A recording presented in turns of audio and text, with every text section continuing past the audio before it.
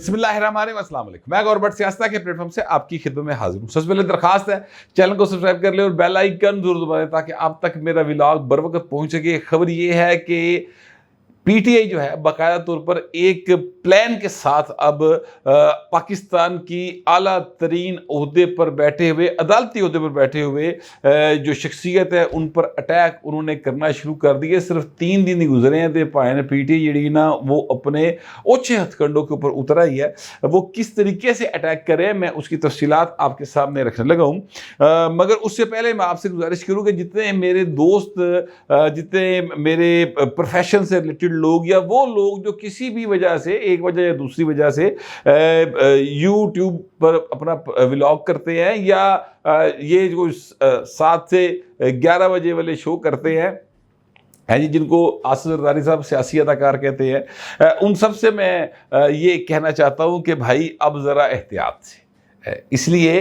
कि पहले गल्लां होर सन, हुण गल्लां होर ने। पहले जस्टिस काजी फैसल साहब थे और वो उनके बारे में जो जिसके दिल में आया उन्होंने वो बात की, वो बात अच्छी की, वो बुरी की। जस्टिस काजी फैसल साहब ने किसी किस्म का कोई रद्द अमल, सख्त एक्शन या कोई भी एक्शन नहीं किया। सिर्फ एक तरीके से कभी कभी ये बात कहने की कोशिश की कि भाई झूठ मत बोले कम से कम, ठीक है। बाहर लोगों ने बात नहीं मानी। अब हुआ ये है कि यह्या अफरीदी साहब जो हैं वो चीफ जस्टिस ऑफ पाकिस्तान है और हर बंदे की अपनी अपनी तबीयत होती है।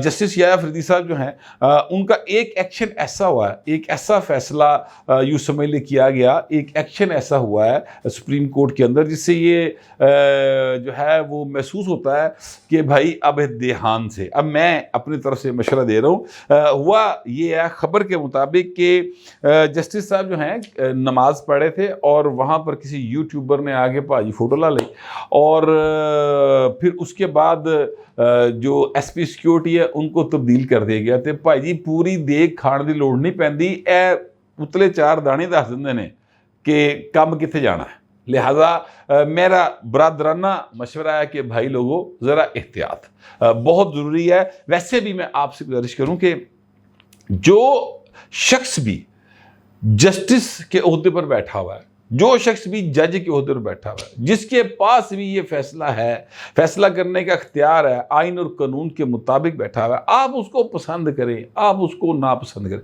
जब तक वो उस ओहदे के ऊपर बैठा हुआ है ना सर, एहतियात बड़ी ज़रूरी है। क्योंकि ये आइन हमें कहता है, ये आइन पाकिस्तान है जो ये कहता है कि आपने उनका एहतराम करना है, उनके फैसलों का एहतराम करना है। आप किसी की ज़ात के ऊपर तनकीद नहीं कर सकते, वैसे भी नहीं कर सकते, मतलब कि आम आदमी की ज़ात पर भी तनकीद नहीं की जा सकती। हाँ, कुछ एक्शन होते हैं जिनके ऊपर बात हो सकती है, जैसे सुप्रीम कोर्ट के बहुत सारे फैसले हैं जिनके ऊपर बात होती आई है, हो रही है, आइंदा भी उनके ऊपर बात होती रहेगी, लेकिन फैसलों के ऊपर एक आदमी को टारगेट करके जब आप उसके खिलाफ कंपेन बना के चलते हैं तो वो बहरहाल एक काबिल मुजम्मत और काबिल गिरफ्त अमल है मेरी नज़र के अंदर, और ऐसा ही होना चाहिए, माजी में हो जाना चाहिए था, नहीं हुआ। मुझे ये लगता है कि अब अगर इस तरह का कोई सीन होगा तो फिर जड़ा जड़ा हथे चढ़ेगा वो पायन चढ़ जाएगा। तो मैं अभी से ये बात जो है वो अपने उन दोस्तों से कहना चाहता हूँ जिन्होंने ना बहुत खुल मिल गई, ठीक है, तो अब ज़रा एहतियात मेरा ये मशवरा है। बाकी भाएं ताड़ी मर्जी है, तुम सारे बड़े समझदार हो। अच्छा, मैं आपसे गुजारिश करूँ कि जस्टिस यह्या अफरीदी साहब जो हैं वो जब सुप्रीम कोर्ट के चीफ जस्टिस बने तो तहरीके इंसाफ के जो चाहने वाले थे उनमें से कुछ लोगों ने कहा कि वाह वाह ज़बरदस्त फैसला हो गया, किसी ने कहा लो जी बड़ी ज़्यादती हो गई, ये तो जस्टिस मंसूर अली शाह साहब को आना चाहिए था। तो मिक्स सा एक रिएक्शन था, लेकिन पीटीआई की जानिब से कोई एक स्ट्रॉन्ग किस्म का उनको वो अपोजिशन नहीं देखनी पड़ी जिस तरह के काजी फैसल साहब के साथ उन्होंने किया। लेकिन मैं आपको याद दिलाऊं कि जिस वक्त जस्टिस काजी फैसल साहब भी चीफ जस्टिस ऑफ पाकिस्तान बने थे उस वक्त खुद इमरान अहमद खान न्याजी, वल्द इकरामुल्लाह खान न्याजी, हाल मुकीम अडाला जेल ने अपने तौर पर सहाफ़ियों से बात करते हुए कहा था कि वो जो रेफरेंस हमने फाइल किया था जस्टिस काजी फैसल साहब के खिलाफ वो हमसे गलती हो गई, वो हमें नहीं करना चाहिए था। उन्होंने अफसोस का इजहार किया। फिर उन्होंने कहा कि ये रेफरेंस जो है ये हमें ऊपर से आया था। तो फिर ऊपर से मुराद जो समझी गई वो ये थी कि जनाब वो जनरल फैज़ अमीर की तरफ से आया होगा। तो जब उनसे ये पूछा गया कि सर जनरल फैज़ अमीर की तरफ से आया, उन्होंने कहा नहीं उस तो भी उत्तो आया सी। तो मतलब उन्होंने उत्ते तो फिर बैठे सर अपना क्या कहते हैं जनरल बाजवा साहब। तो ये इस तरह से उन्होंने बात परले साइड पे डाल दी। मैं वैसे आपसे गुजारिश करूँ कि इमरान खान की ये पुरानी आदत है, जिसले पैर सड़न लगते हैं ना तो वो बच्चे पैर थले देने वाला करैक्टर है। ये बाकायदा एक मिसाल है कि बांदरी के पैर सड़न लगे, उन्हें बच्चे पैरों थले दे ले अपने। तो इसी तरह का सीन जो है ना वो खान साहब हमेशा करते, कभी अपने ऊपर बात नहीं लेते। मतलब उनके अंदर ये जुर्रत नहीं है कि वो खड़े होके कि हाँ ये मेरा फैसला था और मैं इसको ओन करता हूँ, ऐसा वो नहीं करते। वो कहते इन्हें किया सी, इन्हें किया सी, इधर उधर पा देंगे। बहरहाल अब हुआ ये है कि याहिया अफरीदी साहब के खिलाफ उस तरह से तो अभी प्रॉपर तरीके से चीज़ें सामने नहीं आई हैं पीटीआई की तरफ से, लेकिन पीटीआई के कुछ फेसेस ऐसे हैं, कुछ लोग ऐसे हैं जो पीटीआई से अलग नहीं हो सकते और वो पीटीआई उनसे अलग नहीं हो सकती। जैसे कहते हैं ना मास नौवां तो वखरा नहीं होता पाए, उसी तरह इधर भी मामला है। मसलन मुईद पीरज़ादा साहब जो हैं वो एक ऐसे कैरेक्टर है जो पीटीआई की दिल जान जिगर है जी पाइन। उन्होंने बहुत सारे इश्तिहार मिले सन, आपको याद कीजिएगा। वैसे तो ये जो इस्टेब्लिशमेंट है बकौल अफसार आलम साहब के, उन्होंने इस पर ट्वीट शीट भी किए थे। इनको ला के मुईद पीरज़ादा साहब को ला के पाकिस्तान का नंबर 1 सहाफ़ी बनाने की कोशिश की गई थी। फिर ये वही साहब है मुईद पीरज़ादा साहब जो दुबई में शायद कि शारजा में अपने वालद साहब, मरे हुए वालद साहब के हत्था पैरों में अंगूठे ला के ते जदादा अपने ना कराने के चक्कर च फड़े गए सन, बाकायदा गिरफ्तार हो गए थे। और फिर उस वक्त की इस्टेब्लिशमेंट ने इनको अपनी गारंटियों पर रहा करवाया था।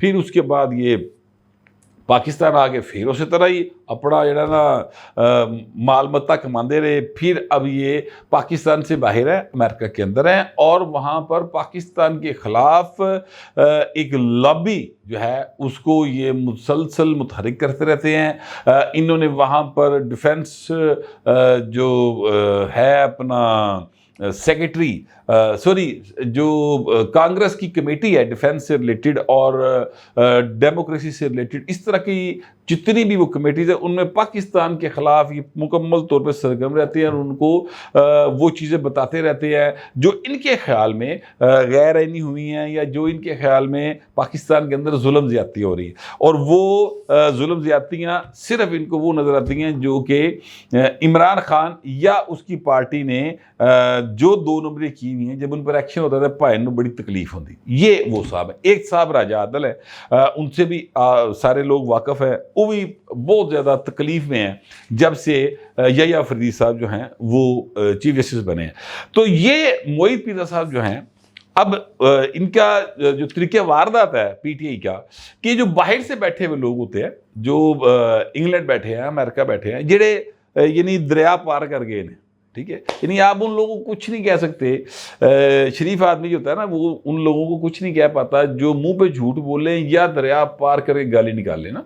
ए पाइन दरिया पार कर गए, ये पाकिस्तान की हदूद से बाहर जाकर पाकिस्तान को बुरा भला कहते हैं। सारी ज़िंदगी इन्होंने यहाँ से खाया पिया, मतलब इन्होंने भी पालिया पोसिया भाई ने उसी तरह ही है रियासत ने जिस तरह इमरान खान को पाला पोसा ना। तो वो पता नहीं की मामला है, जेड़ा भी साड़ी रियासत का खून लूण खांदा है वो मुड़ के ਉਹਦੇ खून का प्यासा हो जाता है। ये गल समझ तो बाहर है। बहरहाल देख वैसे कहते हैं कि एहसान भी जो है नस्ल देख के करना चाहिए, तो मेरा ख्याल है थोड़ा जा इंज का कोई सीन है। बहरहाल एक साहब है जस्टिस मार्कंडे काटजो, ये जो साहब हैं ये सुप्रीम कोर्ट के जस्टिस रहे हैं, भारतीय सुप्रीम कोर्ट के।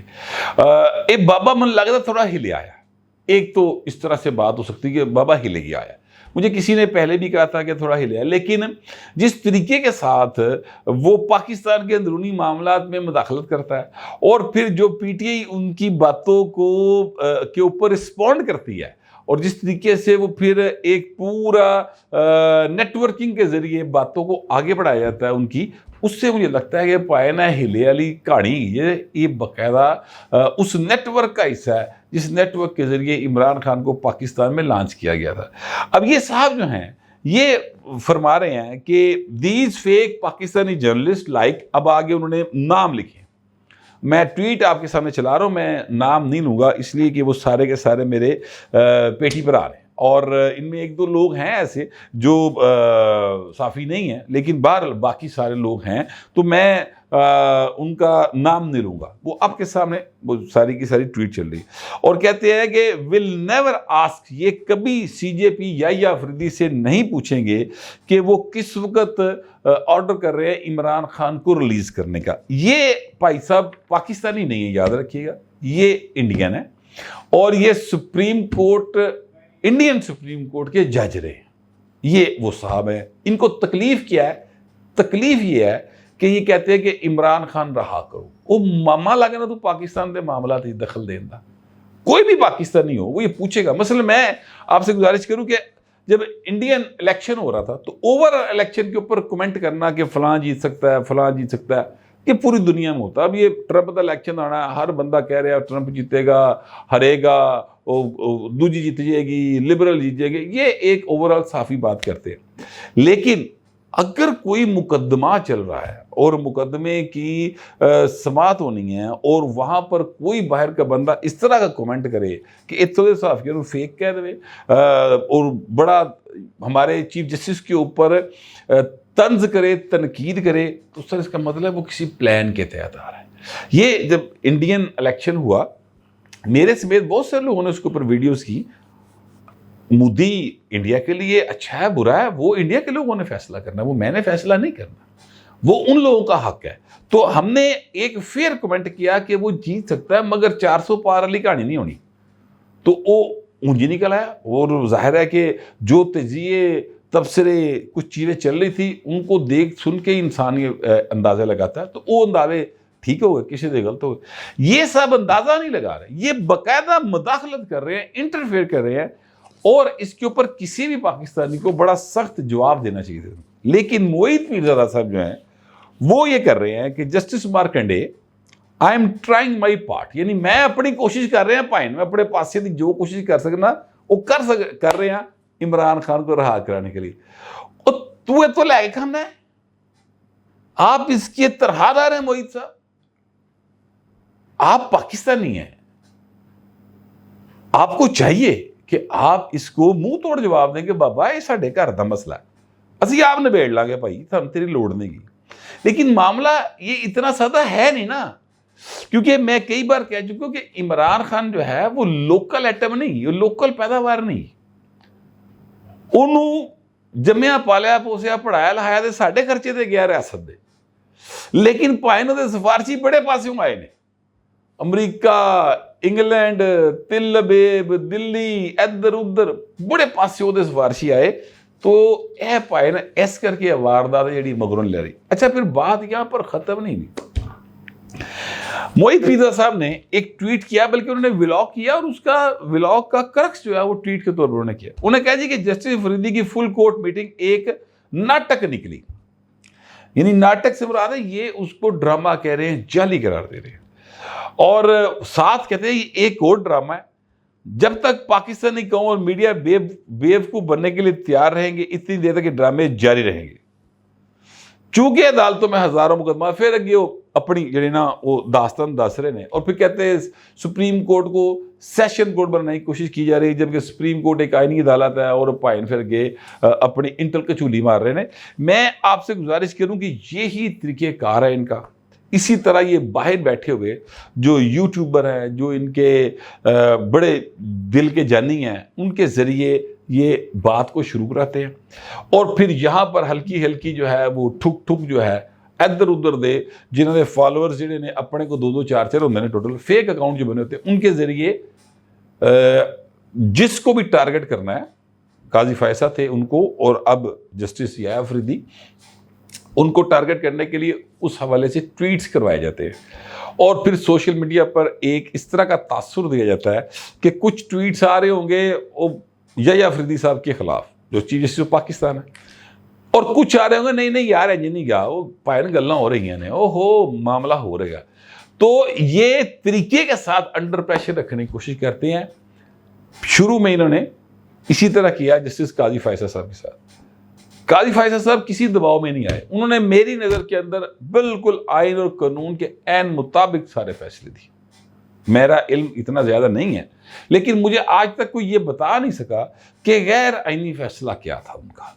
कोई एक शख्स भी मुझे बता दीजिए कि फ़लाँ फैसला उनका गैर आइनी था, वो कानून से हटकर था, तो बात हो सकती है। अब मॉरल बातें की जाए कि जनाब बल्ले का निशान ते खोया गया थे, बहू जी तुम इलेक्शन नहीं कराओगे तो पार्टी रजिस्टर्ड नहीं रहेगी। जब रजिस्टर्ड नहीं रहेगी तो फिर इंतखाबी निशान भी नहीं मिलेगा। इतनी सी बात है, ठीक है। तो मॉरल बातें ना करें, आइन और कानून के मुताबिक बात करें। अब ये उसी तरह का तरीक़ेकार अख्तियार कर रहे हैं।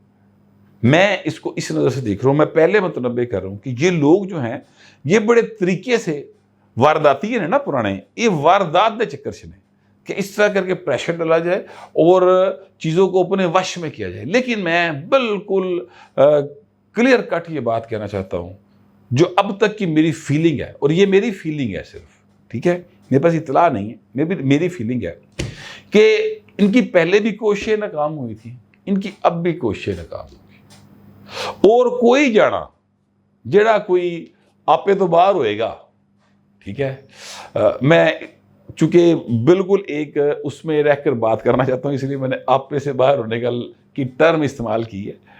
ते भाएं उन्होंने फिर मेचे च लिया जाएगा। ये मैं आपको अपनी फीलिंग बता रहा हूँ, इसलिए मैंने शुरू में कहा कि एहतियात कीजिएगा। हुण गल्लां वो वालियां नहीं रही, चीज़ें ज़रा डिफरेंट हैं। मेरी ये फील है इस हवाले से, और इस्लामाबाद के अंदर से आने वाली जो वाइब्स है वो भी कुछ इसी तरह का पता दे रही हैं। तो भाई जी एहतियात। लेकिन मैं अभी से कह रहा हूँ, और हुकूमत वक्त को चाहिए कि इस तरह के जो करैक्टर है जो पाकिस्तान से बाहर बैठे हैं, यार कोई कार्रवाई तो हो सकती होगी ना। यानी अमेरिकन से कहा जा सकता है कि भाई ये साडा बंदा है, ताड़ी सरजमीन पर बह के साडे मुल्क के खिलाफ साजिशां करता है, तो कोई ना कोई तो भाई इन्होंने खिंच पै सकती होगी। मेरा ये ख्याल है ज़रूर अपने मुल्क के खिलाफ बोलने वाले हर बंदे के साथ मैं दे भाई सिर तिरदी बाजी ला के लड़न को तैयार हूं, और हमें हर सूरत में पाकिस्तान कम्स फर्स्ट, इस जो बात है ना, इस जुमले के ऊपर कायम रहना चाहिए सारे पाकिस्तानी, वो चाहे वो पाकिस्तान में बैठे हैं चाहे पाकिस्तान से बाहर बैठे। मैं ये समझता हूँ, हो सकता है जो मैं समझ रहा हूँ वो आप ना समझ रहे हों, या आपके ख्याल में मेरी समझ गलत हो, तो प्लीज़ कमेंट करें मगर तहजीब के साथ। फिर वक्त इतने, मिलते अगले व्लॉग।